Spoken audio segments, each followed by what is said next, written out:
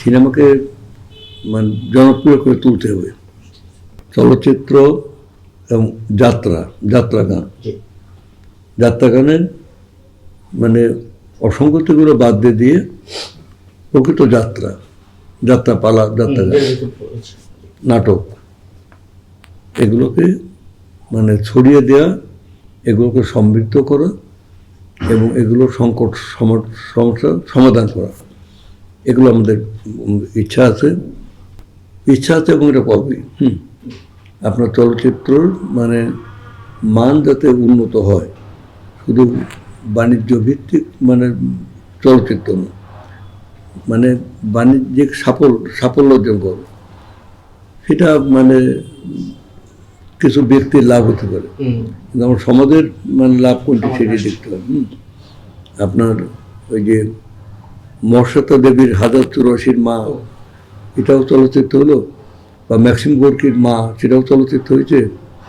আবার একটা দেখা যাচ্ছে যে একেবারেই মানে তো অনেক বড় বড় চলচ্চিত্রগুলো দেওয়া যায় পৃথিবীব্যাপী।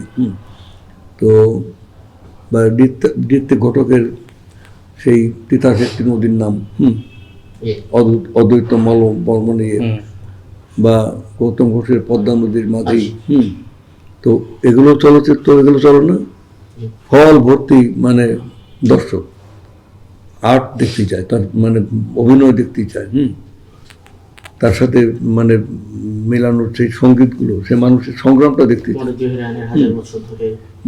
মানুষকে রুচি তো মানুষকে তৈরি করে আনতে হয় নাকি?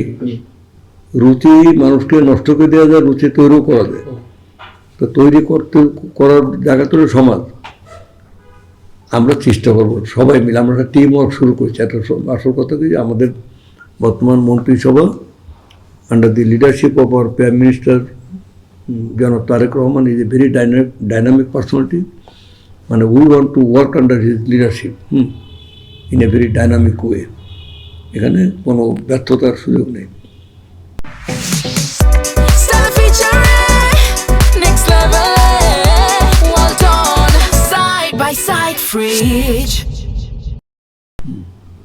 মাননীয় মন্ত্রী, আপনি ছোটবেলায় কি গান করতেন, বা গান পছন্দ করেন, গান করতেন, বা আপনার কোনটা পছন্দ ছিল? আমি গান কোনোদিন করতাম না, তবে আমি মানে গানের খুব সমজদার। আমাদের বাড়িতে ছোটবেলা থেকে দেখেছি সবসময় মানে সাহিত্য সংস্কৃতি নিয়ে চর্চা হয়েছে।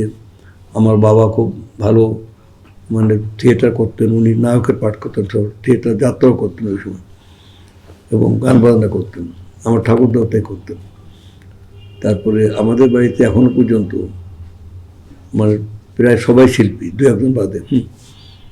তো নিপুণ আগে ভালো শিল্পী ছিল, কিন্তু ভালো গান গাইতো, কিন্তু শিল্পী না, গান গাইতো, কিন্তু এখন বক্তৃতা শিল্পী হয়ে গেছে। তো এরকম আমাদের মানে আমার ভাইটা, এটা সবাই সঙ্গীত পরিবার। হ্যাঁ, আর আমরা মাঝে মধ্যেই মানে গান টান শুনি। হয়তো একদিকে শিল্পী বা আয়োজন করি, আমরা নিজের শুনলাম। সঙ্গীতে নাটক যাত্রা তো পছন্দ করি। আমি নিয়মিত আগে যখন বেলি রোডে ছিল ঢাকা থিয়েটার, তারপরে তোমার মহিলা সমিতিতে, ওই সময়কার এগুলো রেগুলার দেখতাম। তারপরে এখন ওই যে শিল্পকলায় তেমন নাটক আর এখন হয় না, ওই ধরনের নাটক আর হয় না।